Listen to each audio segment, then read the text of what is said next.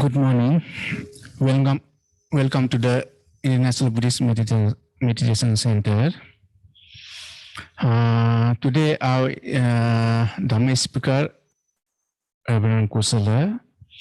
Before the Dhamma talk, we have a little bit loving kindness meditation.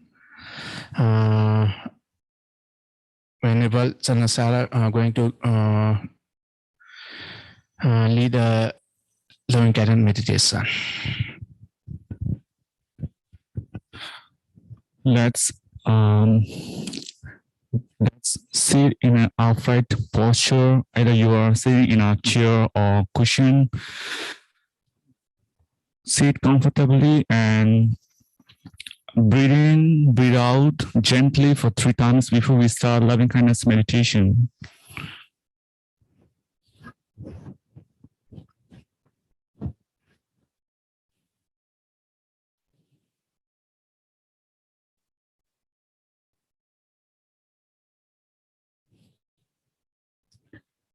May all the living beings be physically well.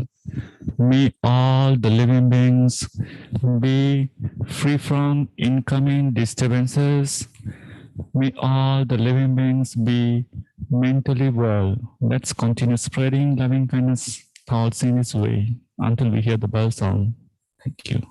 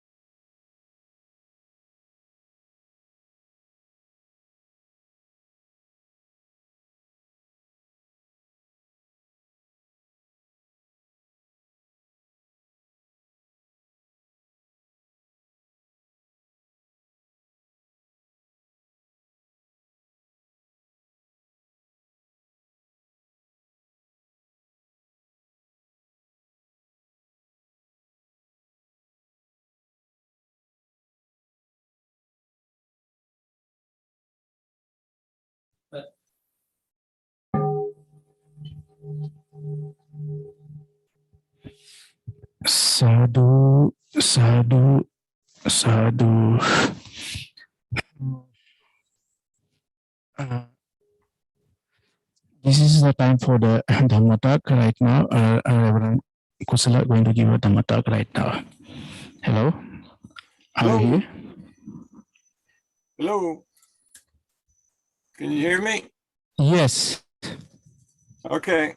Yeah.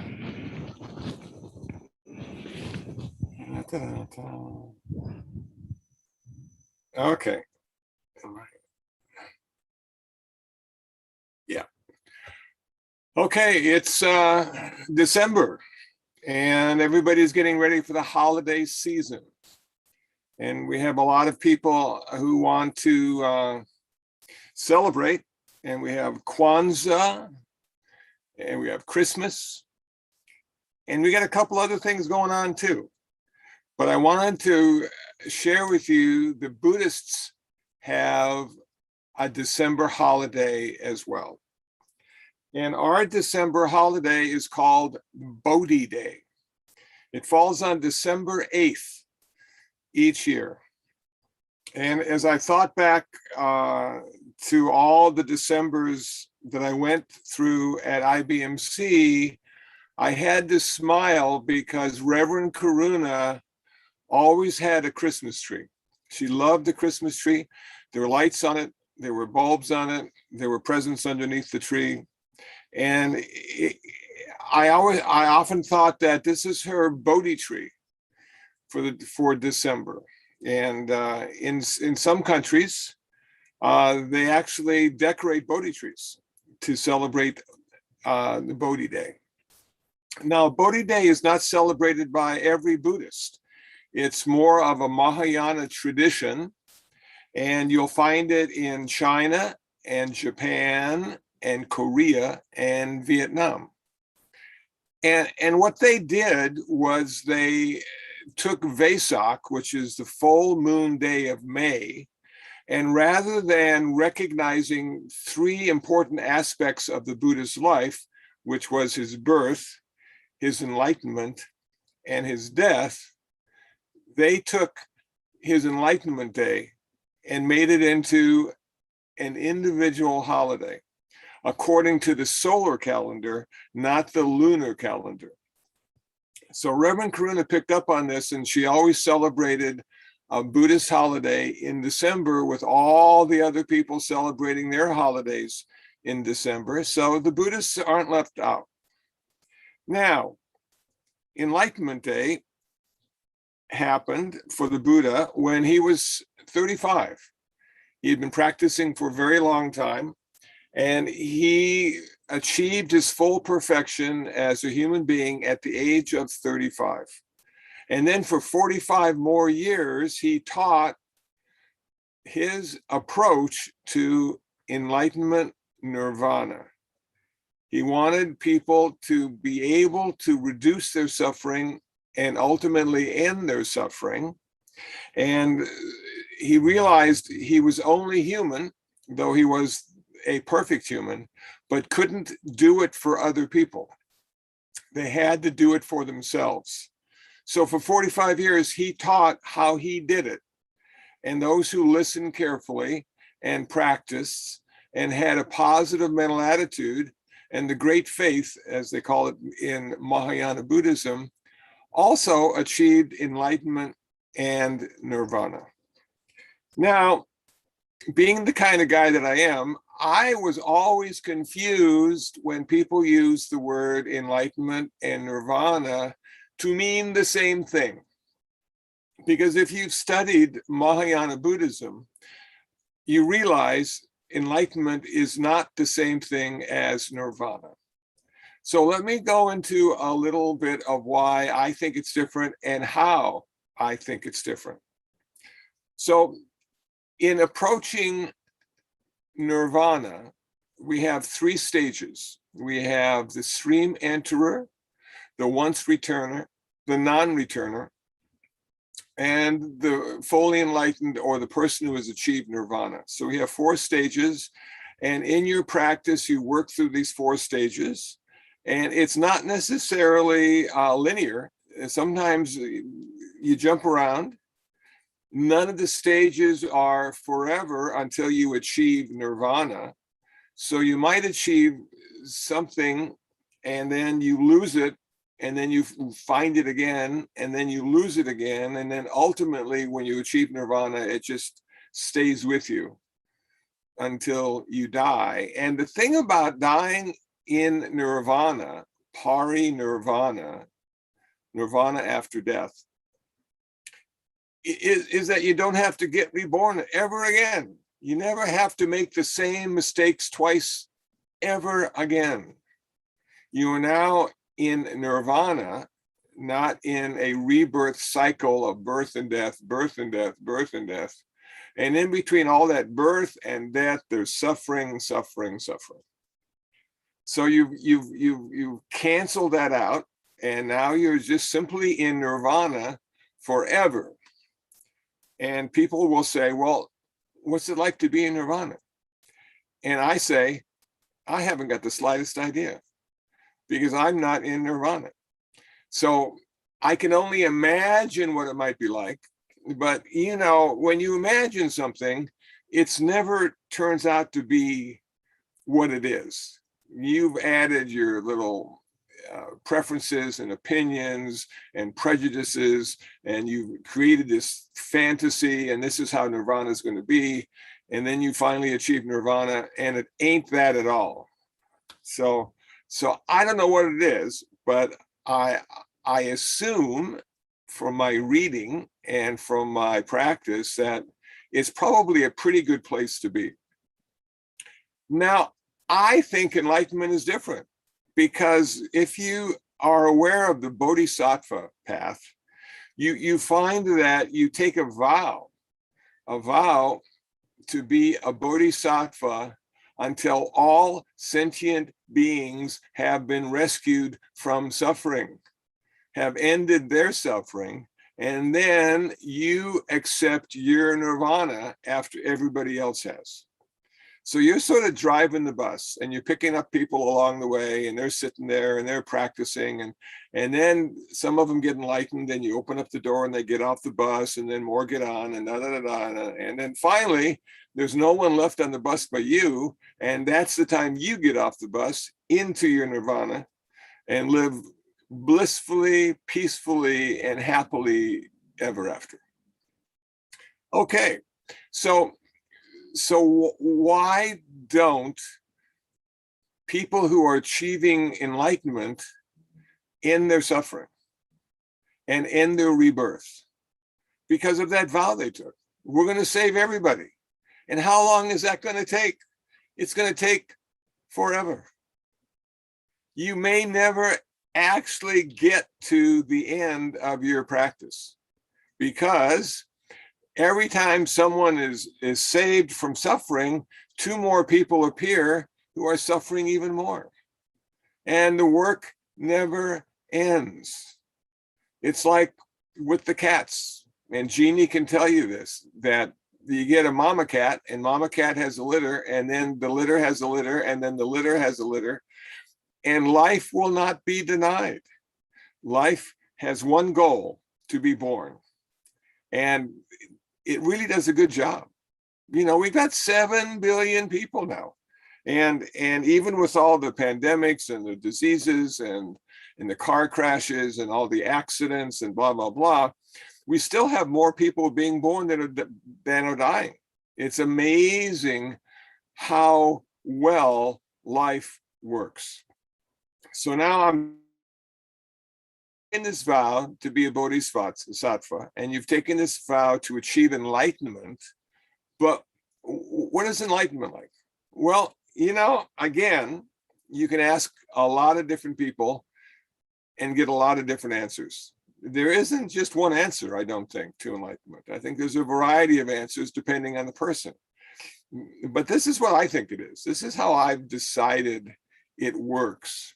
That you've been practicing, and you've been practicing, and you've been practicing, and all of a sudden you come to a place in your meditation practice where self disappears. Not forever, just for a short period of time. That you have transcended personality, ego, the sense of self, and you have reconnected with the universe around you in a very intimate and special way. And what that allows you to see with great clarity is that we are all interconnected and interdependent. Yes, interconnected and interdependent. None of us live separately or alone or independently. We are forever connected with all things around us, the trees and the ponds and the fish and the birds and the cats and the dogs and 7 billion humans. We're always connected to them. We can't run away. We can't put our head in the sand and think it doesn't happen that way or doesn't exist that way. We are always interconnected and interdependent. Now, what that does, what that experience does, I think, is it allows you to see the true reality of the world. That if someone or something, creature, plant, animal, is suffering, there is a part of you that is suffering as well. On the opposite side of the coin, if there is a plant or an animal or a human who's having a good day, who feels happiness, who feels joy, who feels connected to the present moment, then there's a part of you that also feels that same joy and connection and happiness. If someone is successful in what they do, there is a part of you that is also successful. If someone is a failure in what they do, then there's a part of you that's a failure as well. But I think what sets the Bodhisattva apart from other human beings who are simply practicing and trying to achieve their own little happiness and joy in the present moment is that the big picture becomes evident and we're not stuck.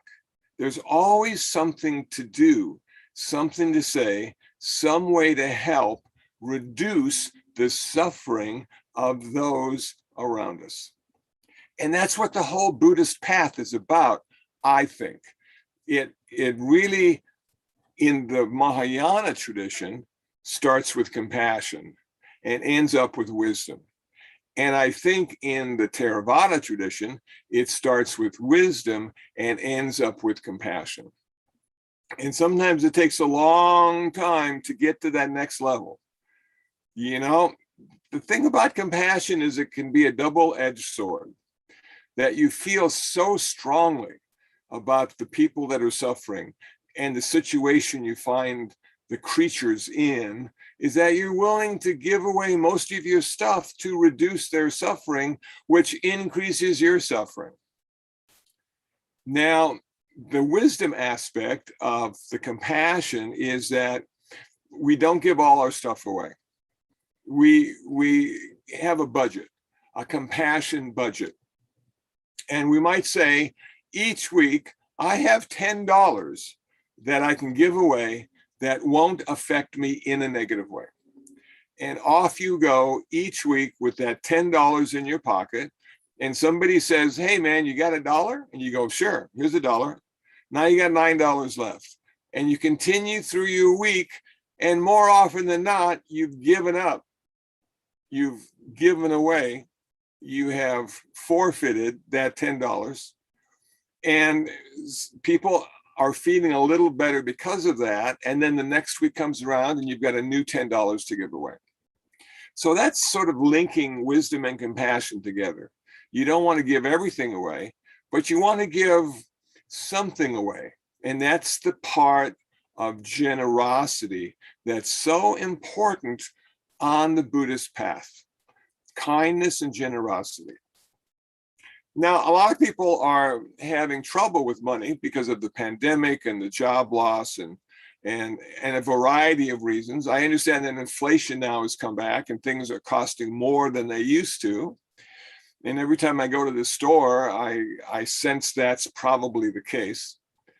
And so what we need to do is we need to be very careful in our own life, because if our life wavers too much and goes into the negative, we'll be of no help to anybody else, because we'll be stuck in a survival mode of how am I going to get through the day, the week, the month? Am I going to have enough? Do I need a second job? What's the deal? Blah, blah, blah. We don't want to go there, because that really limits our practice of kindness and generosity. So we need to be skillful. We need to be wise in the decisions we make to give stuff away. But say you're in a situation where you don't have anything to give away. You've got no stuff to give away because you're at a minimum of what you need to exist. You have no extra food to give away, and you have no money to give away. And so what can you give? How can you practice generosity when you've got nothing? Well, the one thing you do have, most likely, a little bit of, is extra time. And if you have some extra time, you can share that with people.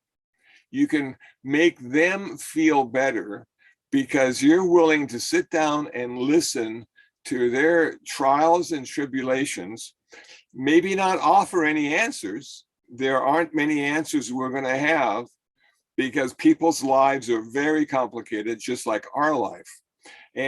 But the simple fact that you're willing to listen, to empathize, maybe even sympathize with what's going on, and have that understanding tone in your voice, that could perhaps be worth much more than the $10 you budgeted to give away every week.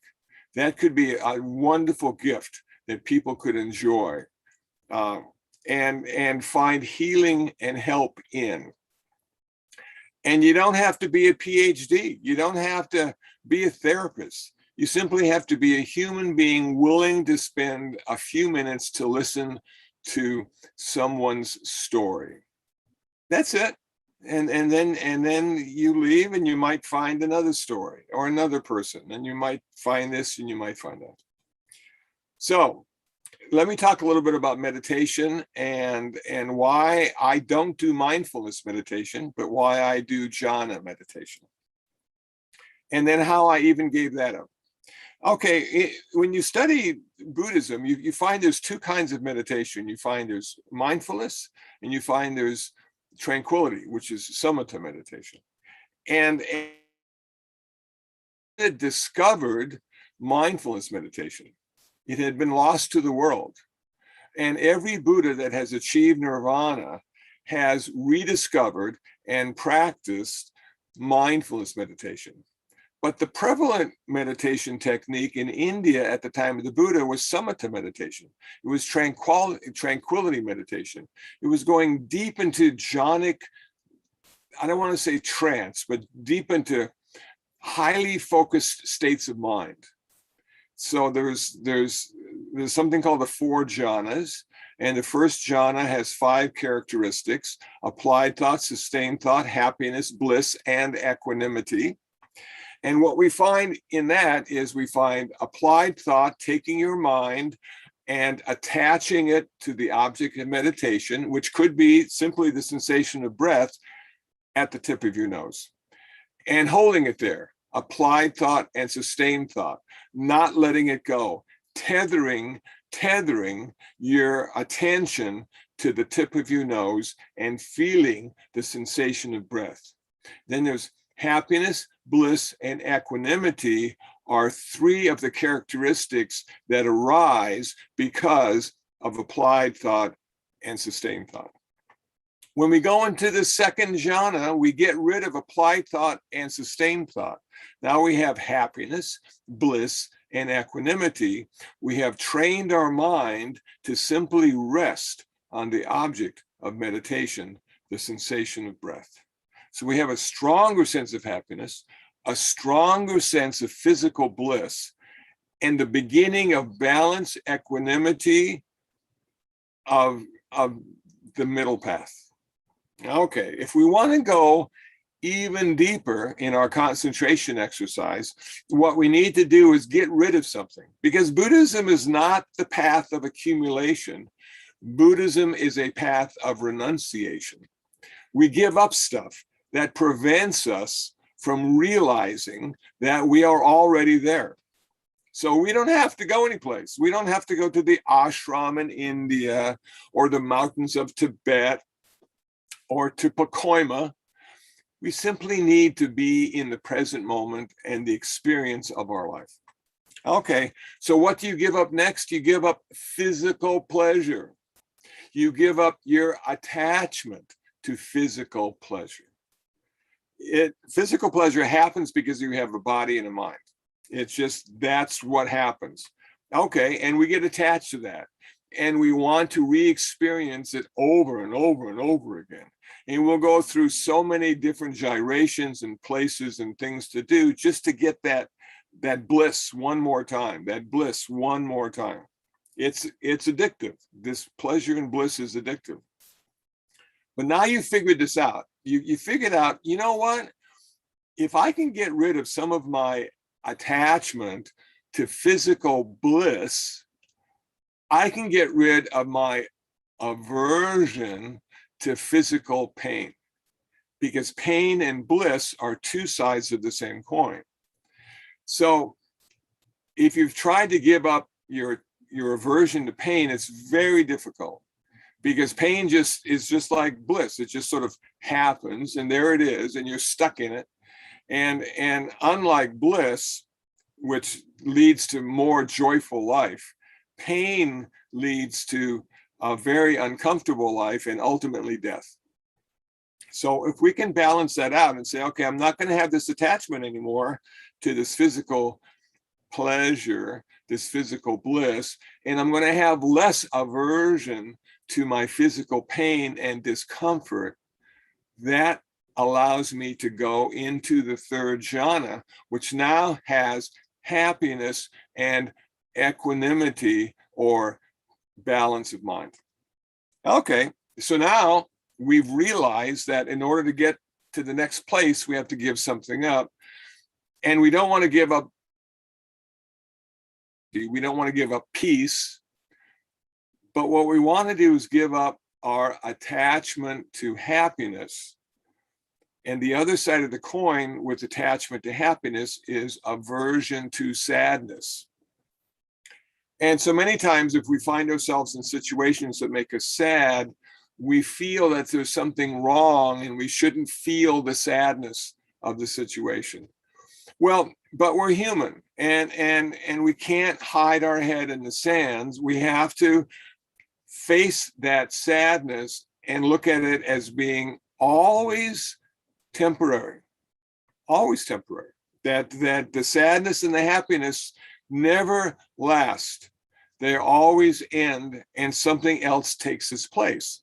Now, if you're sad, more sadness could take its place. And if you're happy, more happiness could take its place. But usually we go from sad to happy to neutral to sad to happy to neutral to happy, neutral, sad. We're just going over all this cycle of happiness and sadness. And then finally, it starts again, and it starts again, and it doesn't seem to ever end. But this meditation practice is allowing us to see where it comes from, allowing us to see our attachment to happiness and our aversion to sadness. And once we figure that out and figure out how to let that go, how to let go of the happiness, the attachment, the sadness, the aversion, we're now in the fourth jhana, and the fourth jhana is perfect balance of mind, equanimity, not indifference. There's still an aspect of caring that goes along with that. Because if we come to a place of indifference, we might feel it doesn't really matter if I live or die, eat or not eat, drink water or not drink water. None of it matters anymore. We get into this sort of nihilism, this sort of darkness, if you will. And equanimity is not dark. Equanimity has the brightness of wisdom and compassion associated with it. Okay, so here we are now. We're at the fourth jhana, and we have no past, and we have no future, and we have no pleasure, and we have no pain, and we have no happiness, and we have no sadness. And there we are, peaceful, balanced, in the present moment. And that is the mind state that the Bodhisattva uses when they go into a variety of situations to be of service to others. They are not affected in the same way that the people who are suffering are affected.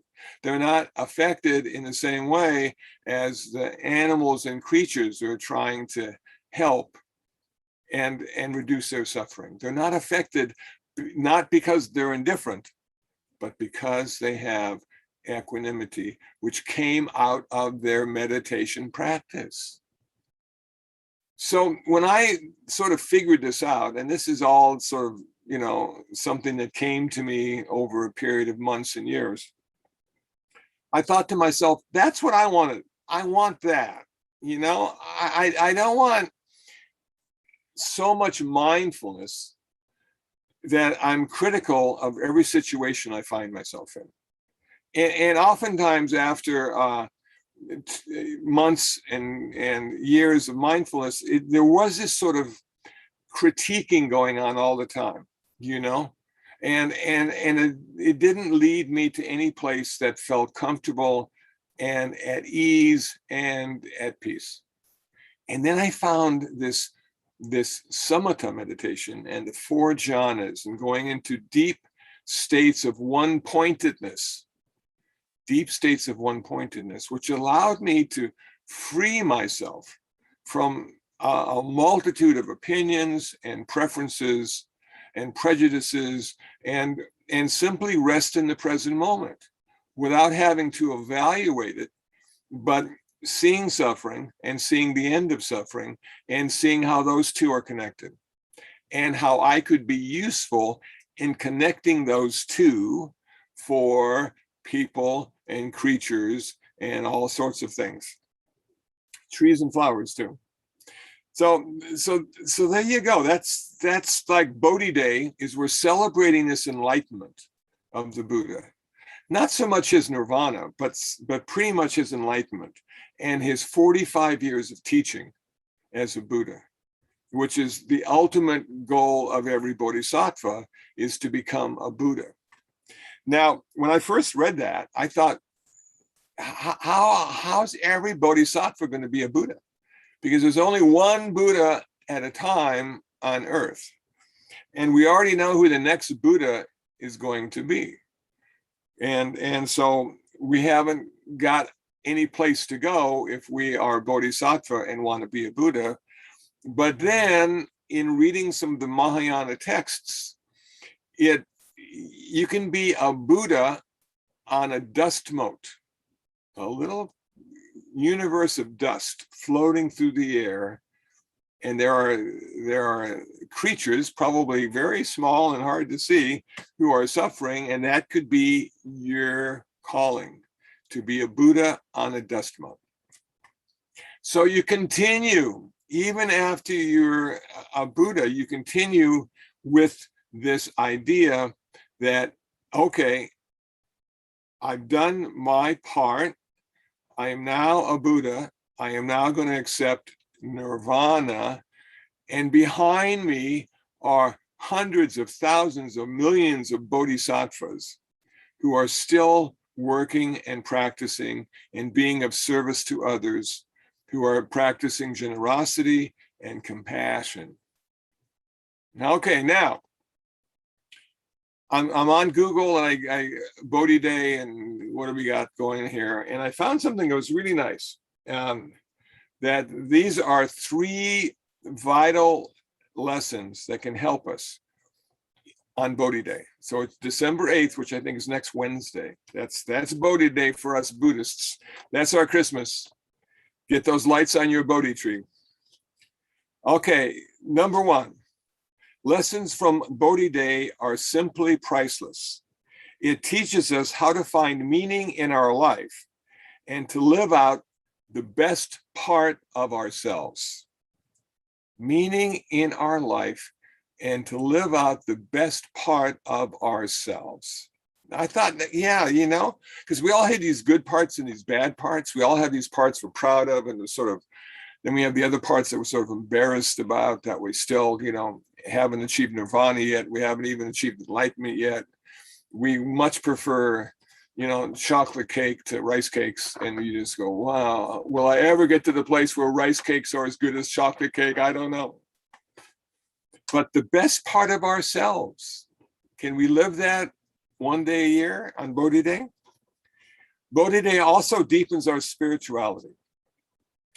Everyone needs spiritual awakening and deepening to be able to live meaningful and purposeful lives. This day offers a platform to get a great deal of that deepening. So oftentimes, if we live around a yoga center or meditation center, Bodhi Day will spend some time in meditation or doing yoga. We'll spend some time reflecting. We'll spend some time on charting out the course we've chosen, our spiritual path. And it gives us a time out where all the secular stuff we're involved with all the time. You know, now we've got a day we can dedicate to spirituality, and more importantly, to our spirituality and our practice and our path. And the last one, it unites us for the common good. One of the highlights of Bodhi Day is performing kind acts for other beings. This unites diverse people to do good things together. So this could be our kindness and generosity day. You know, instead of, you know, $10 for a week, how about $10 for the day? Or instead of 10 minutes a week, how about an hour today that we can share with someone who needs someone to listen to them? This is, and it also brings us together. And remember what I said when I'm talking about, you know, one of the aspects of enlightenment is that personal realization that we're all interconnected and interdependent. This is the day we're all working together to make this planet, to make this community, to make ourselves just a little more compassionate and wise and generous. And in that working together, we can understand that diversity creates community. It's not the other way around. Diversity creates community. And what Buddhism says, according to me, is that the idea is not for all of us to be one. The idea is for all of us to be ourselves, but to be connected to everyone. To be connected to everyone. That way we don't lose our individuality, and the common good of the group is upheld and practiced. Bodhi Day, December 8th, 2021.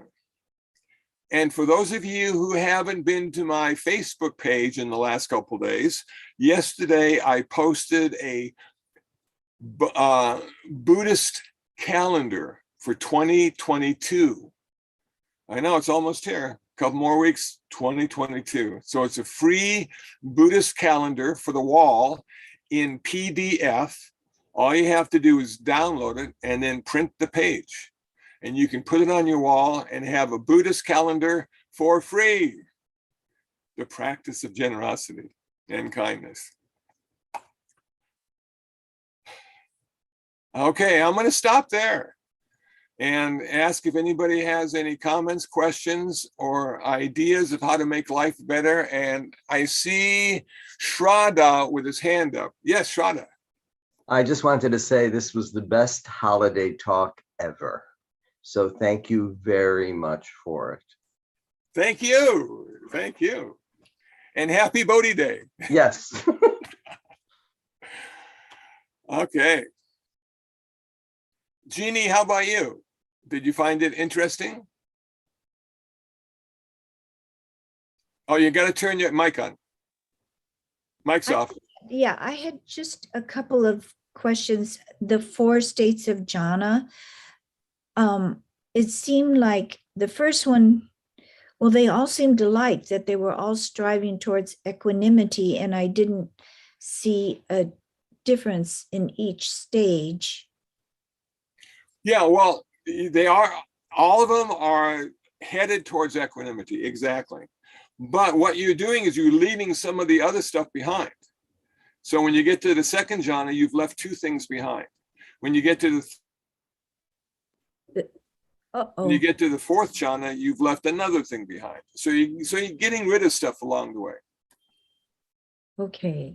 But you're right, they're all going towards one thing, which is that balance of mind, the middle path, peace. Even you're not going to, and I think that's the part that I really enjoyed about, understanding this whole paradigm or model, is that pleasure, physical pleasure is good, but it's not it. Mental happiness is good, but it's not it. For a Buddhist, the ultimate goal is peace. Peace. And that's difficult to get to because you have to get rid of all the other stuff in order to have that being the only thing left, which is peace. I guess I'm having difficulty because as a dancer and a yoga teacher, to give up the physical pleasure of doing. No. Okay. Not give up the physical pleasure. Give up the attachment to physical pleasure. Now, does that make sense to you? You give up the attachment to physical pleasure, the attachment to happiness, the aversion to sadness, and the aversion to pain or discomfort. Attachment and aversion. So dance and be happy, but realize it's going to go away. And when it goes away, let it go. It'll come back the next time you dance, but don't hold on to it, because when it's time to go, you have to say goodbye. And if you don't say goodbye and want to hold on to it, what happens? Suffering, dissatisfaction, So that's the deal. So it's not giving up pleasure, it's giving up the attachment to pleasure. Okay. And just letting pleasure come and go. Let happiness come and go. See how that works? Yes. That's sort of the Buddhist way of doing it. Yeah. Okay. Thanks, Jeannie. Okay. Ira, do you have a question? Oh, Steve. Okay. Yeah. Okay. December 9th is Bodhi Day. Is that the day that the Buddha achieved enlightenment? Yes, according to the Mahayana tradition, it's the day he achieved enlightenment at the age of 35. Ah, great. So we celebrate his enlightenment. And you mentioned you were talking about enlightenment and nirvana. It's interesting where you're saying a bodhisattva pursues enlightenment, and once they've done a good job or really lent their time to pursuing enlightenment and helping others, at that point they move on to maybe deeper states of meditation and a state of nirvana in pursuit of ultimately peace with your whole being. Well, my understanding is that they're not really trying to achieve nirvana. What they're trying to achieve is being a Buddha. Okay, so in the Theravada tradition, you want to achieve nirvana. In the Mahayana tradition, the ultimate goal is to be a Buddha. So whatever that means to you or anybody else, that's how it's oftentimes explained. So once people in their pursuit of being the Buddha achieve an appropriate state of peace, they've arrived at the point that they've been pursuing, and then they can pursue even higher states at that point. I don't know if I would put it that way. I can't make it easier to understand than what I've just said. But you're understanding it in your way, and I understood it in my way. So I think we just need to leave it at that. Sounds good. Thank you very much, as always. Thanks, Steve. Okay, anybody else? We have a bunch of faces looking at me. Ira, how are you? Can you hear me? Yeah, I was on mute. Thanks for showing your cat, by the way. I Thank enjoyed you. seeing your cat. He's adorable. Thank you so much for your talk. It was very helpful. You know, Good. enlightened or something. Yeah, thank you. Yeah.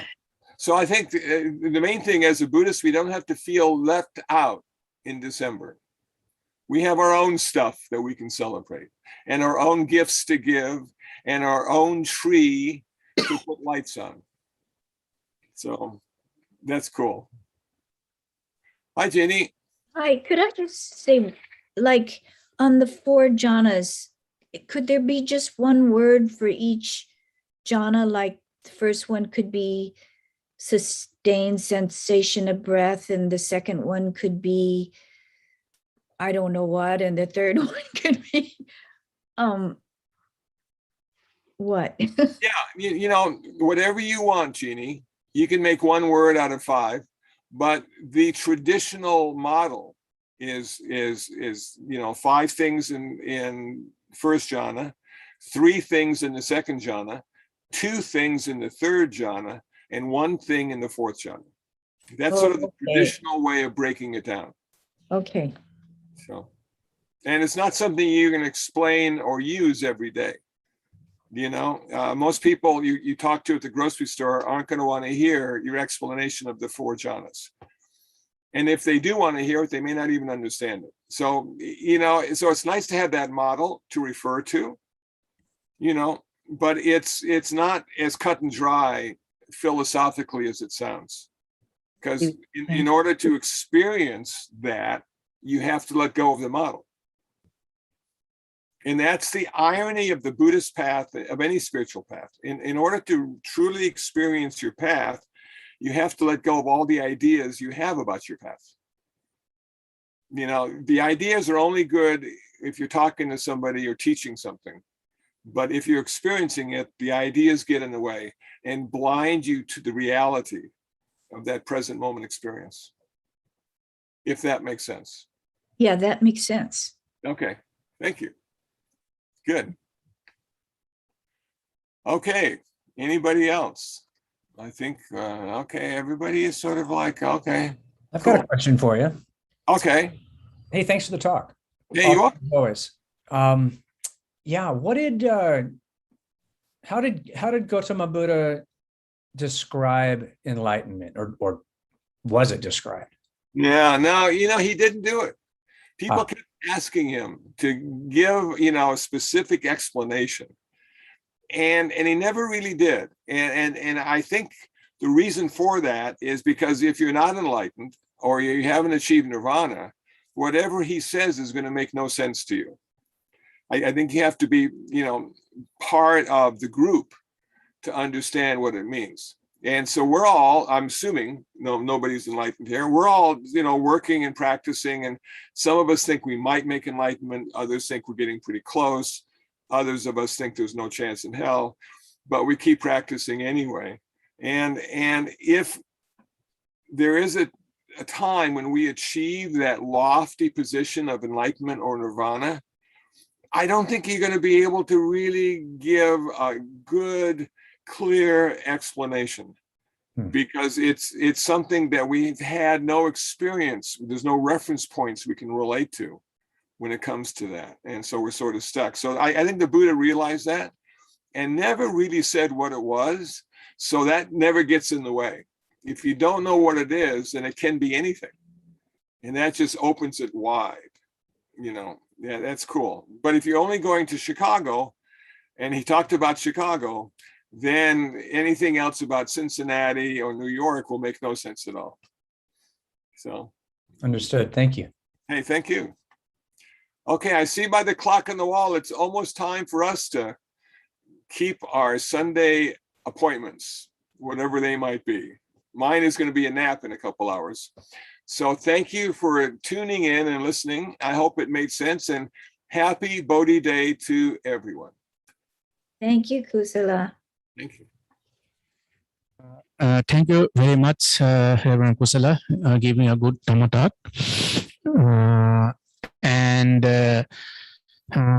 Reverend Sada is here. Reverend Sada. Hello. So do you know that? Hello, yes? Yes. Could you can you give a Dhamma talk 26, I believe? The 26th of when? This December. Oh, I can't do it on that day. I'm sorry. Okay. Okay, no problem. Okay. In January, yes. Okay. Yeah, January. I will talk to you later. Okay. Okay. Thank you. Okay. Thank you very much.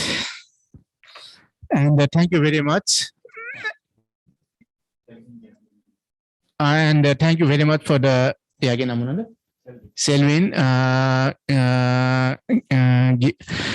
He gave a dana for us yesterday. Thank you very much, Selwyn. And thank you, Chanasara, leading a metta meditation. And thank you, Nam. And thank you, Asan. And thank you, Chandana. And thank you, Gloria, to joining to us. Now we're going to chant page 4 and page 10.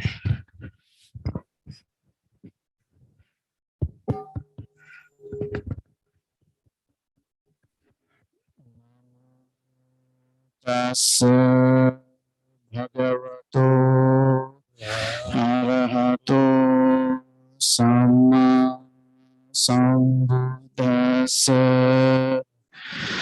Namo tassa bhagavato arahato samma sambuddhassa. Namo tassa bhagavato arahato samma sambuddhassa. Buddhang saranam gacchami. Dhammang saranam gacchami. Sangham saranam gacchami. Sentient beings are numberless. I vow to save them all. Deluding persons are inexhaustible. I vow to end them all. Dharma days are limitless. I vow to study them all. Buddha's way is supreme. I vow to attain it. May suffering ones be suffering free, and the fear-struck fearless be. May the grieving shed all grief, and the sick find help to live. Nguyện nhi tự công đức phổ cập nhất thiên ngã đẳng dự chung sanh giai cộng an Phật đạo. Nguyện di tự công đức phổ cập nhất thiên ngã đẳng dự chung sanh giai cộng an Phật đạo. Nguyện di tự công đức phổ cập nhất thiên ngã đẳng dự chung sanh giai cộng an Phật đạo.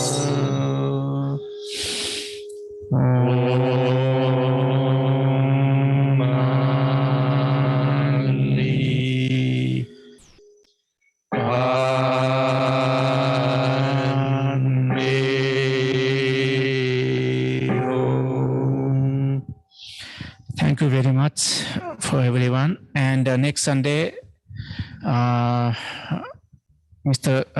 Subodha going to give a Dhamma talk. Thank you very much, everyone. Thank you very much. Okay, he left before I could talk to him. That was okay that I said no right away, didn't it? What? Could